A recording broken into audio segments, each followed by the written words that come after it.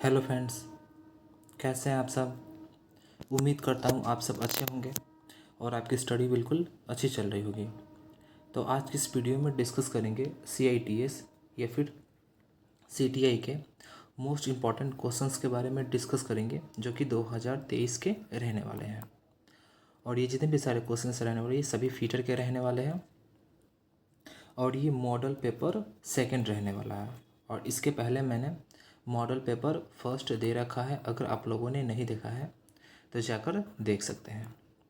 और फ्रेंड्स, इस model paper से आपके एग्ज़ाम में प्रश्न आने की संभावना बहुत ही ज़्यादा है, यानी कि ज़्यादा से ज़्यादा प्रश्न जो है इसी मॉडल पेपर से ही आएंगे। इसीलिए आप इस मॉडल पेपर को अच्छे से देख लें। Okay friends. और फ्रेंड्स, अगर आपको इस वीडियो का या फिर किसी भी वीडियो का अगर आपको फ्री PDF चाहिए तो आप हमारे टेलीग्राम को ज्वाइन कर सकते हैं। टेलीग्राम का लिंक जो है आपको इसी वीडियो के नीचे डिस्क्रिप्शन में मिल जाएगा, वहाँ से जाकर ज्वाइन कर सकते हैं। Okay friends. तो फ्रेंड्स, अगर आपकी तैयारी पक्की होगी तो आपकी सिलेक्शन भी पक्की होगी। तो आइए अब स्टार्ट करते हैं।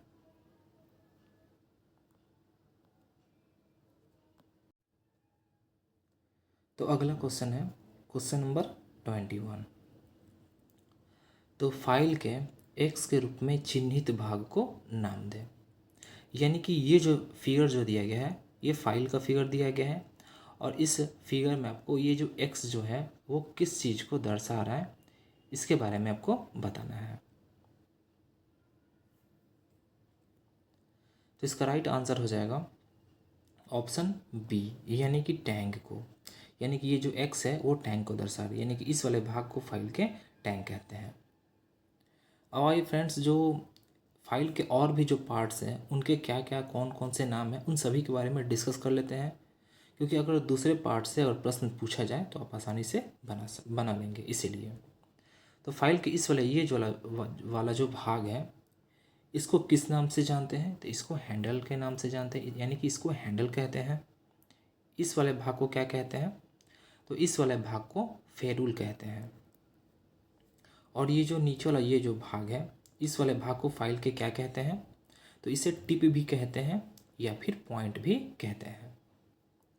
और फाइल के इस वाले भाग को क्या कहते हैं, तो इस वाले भाग को साइड कहते हैं। Okay friends. और ये जो कॉर्नर वाला ये जो भाग है इस वाले भाग को क्या कहते हैं, तो इस वाले भाग को एज कहते हैं। और ये वाला जो भाग है इस वाले भाग को क्या कहते हैं, तो इस वाले भाग को हील कहते हैं। Okay friends. और फाइल का जो साइज़ जो होता है वो कहाँ से कहाँ तक लिया जाता है, तो ये जो टिप होता है यहाँ से लेकर जो हील होता है इसके बीच की जो लेंथ होती है इसी को फाइल का एक्चुअल साइज कहा जाता है। Okay friends. तो आई होप ये सभी पार्ट्स जो हैं फाइल के आपको समझ में आ गया होगा, कौन से पार्ट को क्या कहते हैं, सभी के नाम के बारे में आपको समझ में आ गया होगा। अब आइए अगला प्रश्न को भी डिस्कस कर लेते हैं। अगला क्वेश्चन है क्वेश्चन नंबर 22। एक ट्राई स्क्वायर का उपयोग क्या है, तो इसका राइट आंसर हो जाएगा ऑप्शन ए, यानी कि समकोण की जांच करने के लिए हम ट्राई स्क्वायर का उपयोग करते हैं। और ये जो ट्राई स्क्वायर जो होता है इसमें इसके दो जो पार्ट्स जो होते हैं दो होते हैं। इसमें कौन कौन सा होता है, तो एक होता है ब्लेड होता है और एक स्टॉक होता है। Okay friends. और जो ट्राई स्क्वायर होता है इसके नीचे एक अंडर कट होता है, जॉब पर कॉर्नर को स्थान देने के लिए अंडर कट रखा जाता है। तो आई होप ये आपको समझ में आ गया होगा। अब अगला प्रश्न भी डिस्कस कर लेते हैं। अगला क्वेश्चन है क्वेश्चन नंबर 23। कौन सा मार्किंग मीडिया जहरीला है,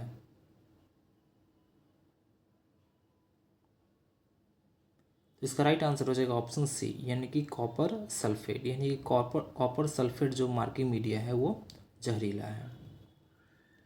और जो मार्किंग मीडिया होता है वो निम्न प्रकार की आती है। कौन कौन सा होता है, एक होता है पार्सियन ब्लू होता है, एक कॉपर सल्फेट होता है, एक ऑयल पेंट होता है और ETC होते हैं। अगला क्वेश्चन है question number 24। Universal surface gauge का कौन सा हिस्सा स्क्राइबर को पकड़ता है, तो इसका राइट आंसर हो जाएगा ऑप्शन ए, यानी कि स्नग।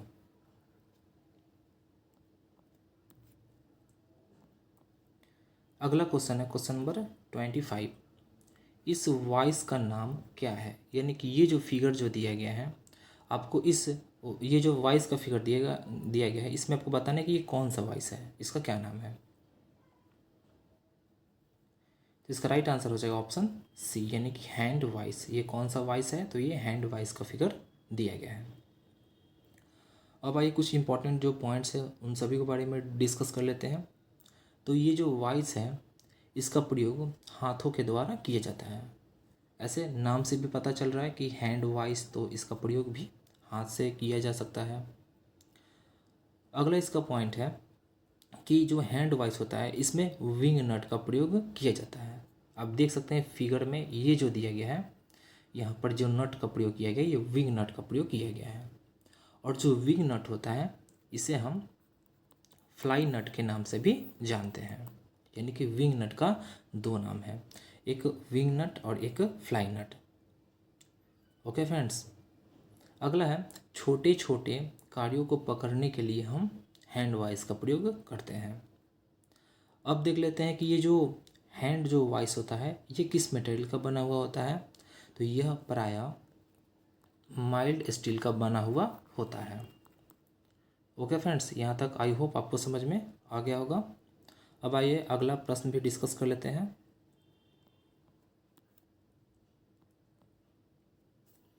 अगला क्वेश्चन है क्वेश्चन नंबर 26।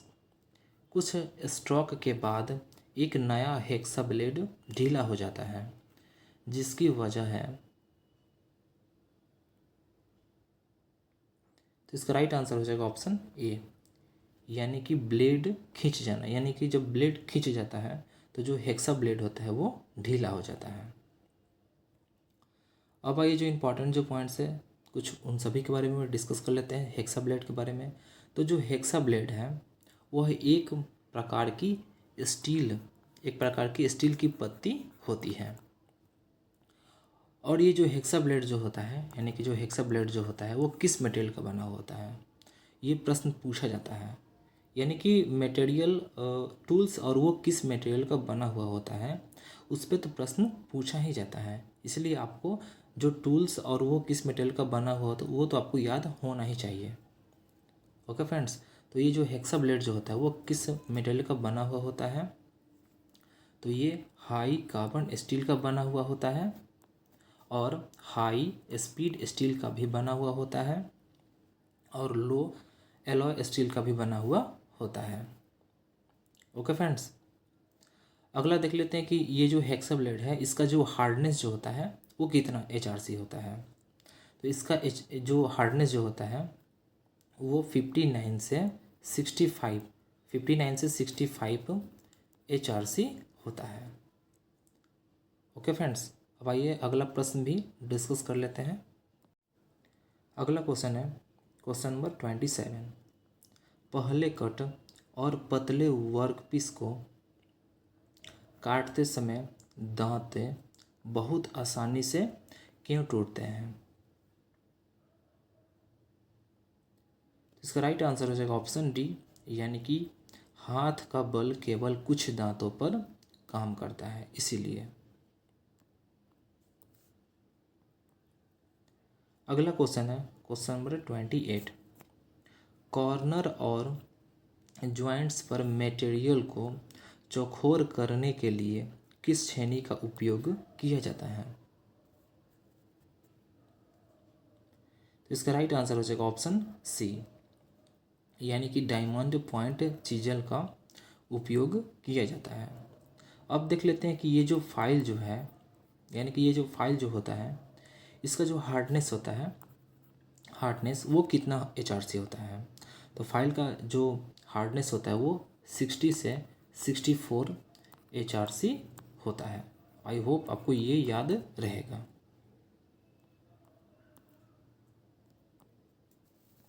अगला क्वेश्चन है क्वेश्चन नंबर 29 और ये बहुत ही ज़्यादा इंपॉर्टेंट प्रश्न है। तो एक्स के रूप में चिन्हित हथौड़े के भाग का नाम बताएं, यानी कि ये जो हैमर जो यानी कि जो हथौड़ा जो दिया गया है इसमें जो एक्स जो है वो किस भाग को दर्शा रहा है उसके बारे में आपको बताना है।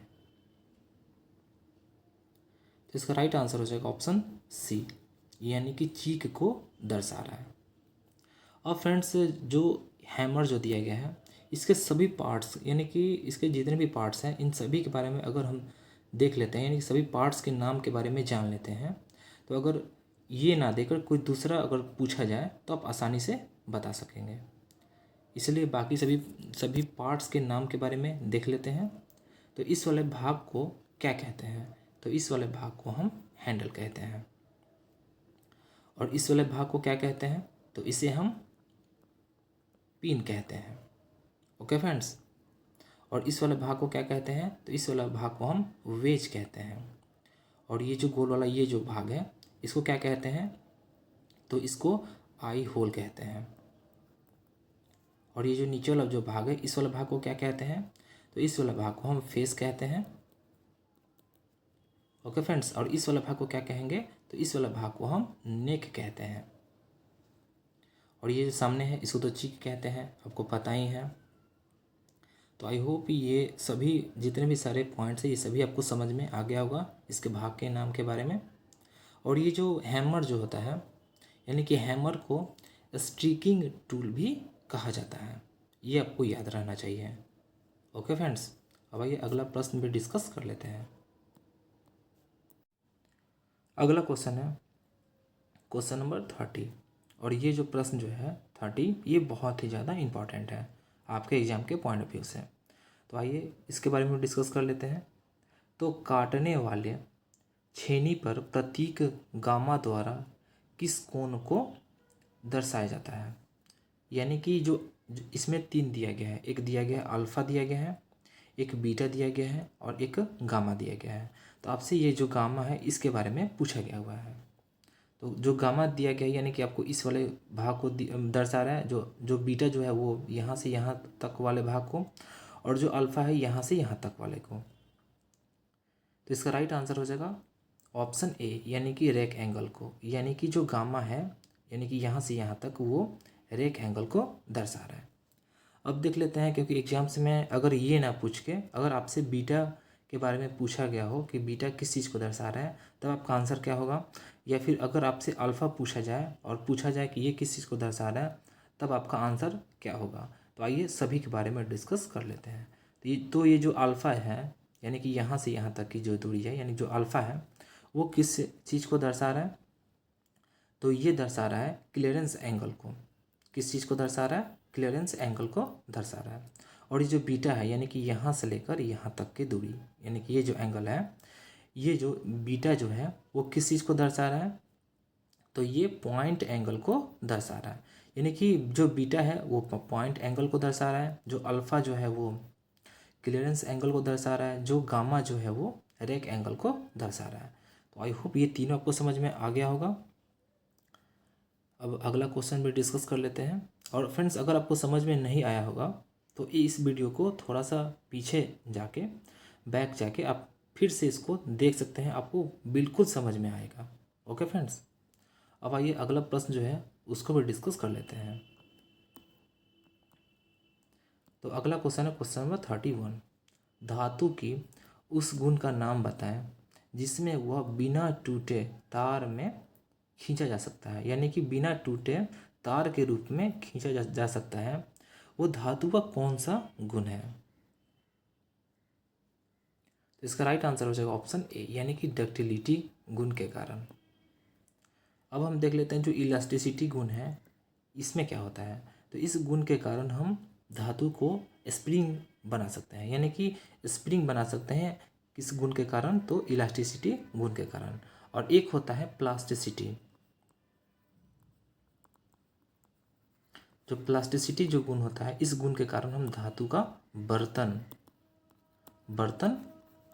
बना सकते हैं। तो आई होप ये तीनों आपको याद रहेगा। अगला क्वेश्चन है क्वेश्चन नंबर 32। थिम्बल के एक डिवीज़न की स्पिंडल मूवमेंट क्या होगी जब स्पिंडल थ्रेड 0.5 mm पिच का है? इसका राइट आंसर हो जाएगा ऑप्शन ए, यानी कि 0.01 mm। अब आइए देख लेते हैं कुछ जो इंपॉर्टेंट जो पॉइंट्स हैं उन सभी को। जैसे कि इसमें दिया गया है movement of one division of thimble. तो movement of one division of the जो थिम्बल जो होता है वो बराबर होता है स्पिंडल थ्रेड इंटू 1/50 होता है। ओके फ्रेंड्स, तो जो स्पिंडल जो थ्रेड जो दिया गया है वो दिया गया है 0.5। यहाँ से देख सकते हैं प्रश्न से 0.5 दिया गया है इंटू अगर हम 1/50 से अगर इसमें गुना करते हैं तो इसका कैलकुलेशन अगर आप करिएगा तो इसका राइट आंसर आ जाएगा 0.01 mm आ जाएगा। तो आई होप ये आपको समझ में आ गया होगा प्रश्न। अब अगला क्वेश्चन भी डिस्कस कर लेते हैं। तो अगला क्वेश्चन है क्वेश्चन नंबर 33। 1 मीटर को मिलीमीटर यानी कि mm में बदलें। तो इसका राइट आंसर हो जाएगा ऑप्शन सी, यानी कि 1000 mm के बराबर होता है। यानी कि जो 1 मीटर जो होता है वो 1000 mm के बराबर होता है। अब कुछ इंपॉर्टेंट जो पॉइंट्स है उन सभी को डिस्कस कर लेते हैं, क्योंकि प्रश्न एग्जाम में मतलब यहाँ से प्रश्न पूछा जाता है। तो जो 1 इंच होता है, 1 इंच जो होता है वो 2.54 सेंटीमीटर के बराबर होता है, या फिर जो 1 इंच जो होता है वो 25.4 मिलीमीटर के बराबर होता है। इसमें आप कंफ्यूज बिल्कुल भी ना हो, क्योंकि 1 इंच बराबर 2.54 सेंटीमीटर होता है और 1 इंच बराबर 25.4 mm भी होता है, यानी कि दोनों होता है। और अक्सर यहाँ से प्रश्न पूछे ही जाते हैं। ओके फ्रेंड्स, इसलिए आप बिल्कुल भी कंफ्यूज ना हो। अगला क्वेश्चन है क्वेश्चन नंबर 34। क्यों सतह प्लेटें तनाव मुक्त अच्छी कास्ट आयरन से बने होते हैं? तो इसका राइट आंसर हो जाएगा ऑप्शन सी, यानी कि विकृति को रोकने के लिए बने होते हैं। अगला क्वेश्चन है क्वेश्चन नंबर 35। फीलर गेज का उपयोग क्या है? तो इसका राइट आंसर हो जाएगा ऑप्शन डी, यानी कि मिलने वाले भागों के बीच की गैप की जांच करना, यही जो फीलर गेज है इसका उपयोग है। अगला क्वेश्चन है question number 36। Universal surface gauge के किस भाग का उपयोग आवश्यक सही पोजीशन पर स्क्राइबर सेट करने के लिए किया जाता है? तो इसका राइट आंसर हो जाएगा ऑप्शन डी, यानी कि फाइन एडजस्टमेंट स्क्रू का। अगला क्वेश्चन है क्वेश्चन नंबर 37। एक गैंग ड्रिलिंग मशीन में क्या ऑपरेशन किया जाता है? तो इसका राइट आंसर हो जाएगा ऑप्शन डी, यानी कि ड्रिलिंग का क्रमिक संचालन। अगला क्वेश्चन है question number 38। Vernier bevel protector में स्टॉक का एक अभिन्न हिस्सा कौन सा है? तो इसका राइट आंसर हो जाएगा ऑप्शन बी, यानी कि डायल। अगला क्वेश्चन है क्वेश्चन नंबर 39। फाइल के एक्स के रूप में चिन्हित भाग को नाम दे। यानी कि इस फाइल में आपको बताना है ये जो एक्स जो है वो किस चीज़ को दर्शा रहा है, इसके बारे में बताना है। तो हम लोगों ने क्वेश्चन नंबर 21 में फाइल के सभी पार्ट्स के नाम के बारे में डिस्कस कर रखा है। तो इसका राइट आंसर हो जाएगा ऑप्शन सी, यानी कि फेरूल हो जाएगा। यानी कि ये जो एक्स है वो फेरूल को दर्शा रहा है। ये वाला पार्ट को हैंडल कहते हैं। और फाइल के बारे में देख लेते हैं। तो जो फाइल जो है वो कटिंग टूल है। ये तो आपको पता ही होगा कि जो फाइल है वो कटिंग टूल है और किस मटेरियल का बना हुआ होता है। तो जो फाइल है वो हाई कार्बन स्टील का बना हुआ होता है, या फिर कास्ट स्टील का भी बना हुआ होता है, या फिर अच्छे ग्रेड की टूल स्टील से भी बना हुआ होता है। और फाइल का जो साइज जो होता है वो कहाँ से कहाँ तक लिया जाता है, तो हील से, यानी कि इस वाला भाग हील से, ये जो पॉइंट है इस वाले भाग के बीच की जो दूरी होता है वो फाइल का एक्चुअल लेंथ होता है।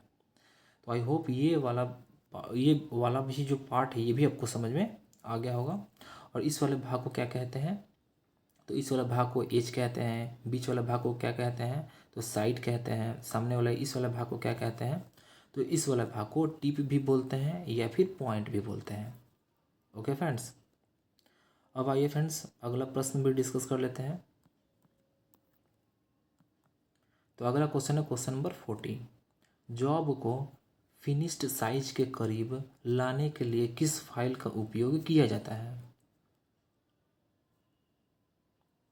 इसका राइट आंसर हो जाएगा ऑप्शन सी, यानी कि सेकेंड कट फाइल का उपयोग किया जाता है। और फाइल के बारे में तो आपको पता ही होगा, फाइल के बारे में कि जो फाइल होता है वो हाई कार्बन स्टील से बना हुआ होता है, या फिर कास्ट स्टील का भी बना हुआ होता है, या फिर अच्छे ग्रेड की टूल स्टील से बना हुआ होता है। ओके फ्रेंड्स, तो फ्रेंड्स आई होप आपको ये समझ में आ गया होगा। अगर कोई डाउट होगा तो आप कमेंट सेक्शन में जाकर पूछ सकते हैं। और फ्रेंड्स आज के लिए इतना ही। वीडियो कैसा लगा, अगर आपको वीडियो अच्छा लगा हो तो वीडियो को लाइक करें, चैनल को सब्सक्राइब करें और बेल आइकन को दबाएं, ताकि कोई भी नोटिफिकेशन हो किसी भी वीडियो का उसका मैसेज आपके पास सबसे पहले पहुंचे। और फ्रेंड्स इस वीडियो का या फिर किसी भी वीडियो का अगर आपको फ्री PDF चाहिए तो आप हमारे टेलीग्राम को ज्वाइन कर सकते हैं। ओके फ्रेंड्स, टेलीग्राम का लिंक आपको इसी वीडियो के नीचे डिस्क्रिप्शन में मिल जाएगा, या फिर यहाँ से भी आप देख सकते हैं, ज्वाइन कर सकते हैं। ओके फ्रेंड्स, और अगर अभी तक आप लोगों ने खजाने वाले वीडियो को नहीं देखा है तो जाकर देख सकते हैं, क्योंकि यहाँ से 5 से 6 नंबर तो पक्के आपके यहाँ से आएंगे ही आएंगे, यानी कि हर एक एग्जाम में यहाँ से 5 से 6 नंबर तो पूछा ही जाता है। इसीलिए इस खजाने वाले वीडियो को तो बिल्कुल भी मिस ना करिए, सभी ट्रेडों के लिए है। Okay friends, thanks for watching.